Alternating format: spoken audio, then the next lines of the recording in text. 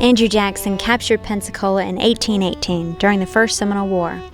An even bloodier U.S. raid reached the Spanish city just 2 weeks earlier. The target was a refugee camp filled with American Indian men, women, and children. The leader was a little-known American officer, Major White Youngs. Well, Major White Youngs was a hero of the War of 1812. He had fought at the naval battle of Plattsburgh in New York on Lake Champlain.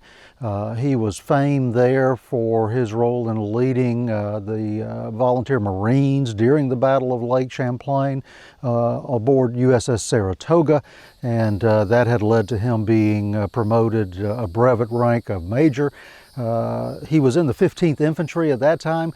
He was now serving in the 8th U.S. Infantry on the frontier of Alabama near Spanish Florida at a place called Fort Crawford, which was where East Bruton, Alabama stands today. U.S. soldiers ignited the Seminole Wars in November 1817 by attacking the Lower Creek village of Foultown in southwest Georgia. Creek warriors living around Pensacola retaliated by driving deep into the Alabama territory and striking settlers along the federal road in today's Butler County. Governor William Wyatt Bibb sent militia and volunteers to Fort Crawford, ordering them to invade Spanish Florida. Major White Youngs, commanding officer of the 8th Infantry Regiment, stationed at Fort Crawford, located near the current town of Bruton, Alabama, ordered Lieutenant Farley Eddy to descend the Escambia River to Pensacola in order to secure 60 barrels of provisions. On April 25th, while ascending the river en route back to Fort Crawford with the provisions, Indians attacked Lieutenant Eddy and his contingent. Despite being separated from and subsequently losing the provisions, U.S. troops killed several Indians, including women and children.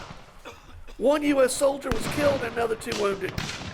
Major Youngs immediately wrote Spanish Governor Masseau in Pensacola asking him to intercede, forcing the Indians that attacked Lieutenant Eddy's party to surrender to Youngs and requesting that 87 Indians in Pensacola be delivered up. It was May 1818. Major General Jackson was on his way from Fort Gadsden on the Apalachicola River with an army of 1,092 men. Major Youngs, however, decided not to wait. His target was a refugee camp at Bayou Texar, a waterway near downtown Pensacola. Hundreds of Muscogee or Creek men, women, and children lived there. They fled to Pensacola after the Creek War of 1813 to 1814. So this mixture of U.S. regulars and Alabama militia and volunteers set off down the Escambia River on keel boats and on flatboats, and some probably by land. There were some Choctaw warriors who went with them, allied with the United States, and they headed down the river. Their plan was to attack this creek refugee camp along Bayou Texar, which is right, at that time it was right on the outskirts of Pensacola. Today it's very near downtown Pensacola. In fact, there's a park along Bayou Texar there, and it's a very visible part of the landscape of downtown Pensacola. The bayou's a beautiful place on a sunny day, but history's dark shadows lurk just beneath the surface. Well, here's what Governor Jose Masseau said. At dawn on the 26th or 25th of last month, a detachment of United States troops from the garrison of Fort Crawford embarked down the Escambia, making a sudden attack upon some families of Creek Indians living in the vicinity of this village, Pensacola, and among those killed in their homes were 8 women and children. Having committed this atrocity, the troops immediately left the scene. Historian Dale Cox is the author of several books on the Seminole Wars. He agrees that Bayou Texar was more massacre than battle. The U.S. officers didn't talk a lot about what they did at Bayou Texar, and there's a good reason for that.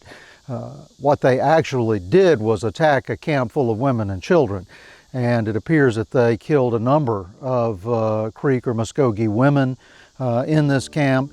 The reports don't mention how many children might have been killed or injured, but if the women were killed and injured, then there's a good likelihood that children were killed and injured as well. It was a terrible thing. And although much is written about Jackson's later capture of Pensacola and his attack on Fort Barrancas, not much has ever been said about what happened at Bayou Texar. Jackson was not there, of course. This was carried out by Major Youngs, and it's one of those things that kind of gets footnoted in history, although it was much bloodier than Jackson's later attack on Pensacola.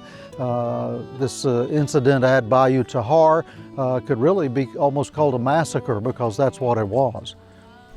Andrew Jackson reached Pensacola just 2 weeks after the attack, only to find the camps at Bayou Texar empty and the Creek refugees gone.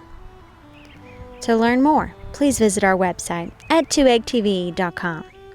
On the banks of Bayou Texar in Pensacola, Florida, I'm Rachel Conrad for 2EG TV.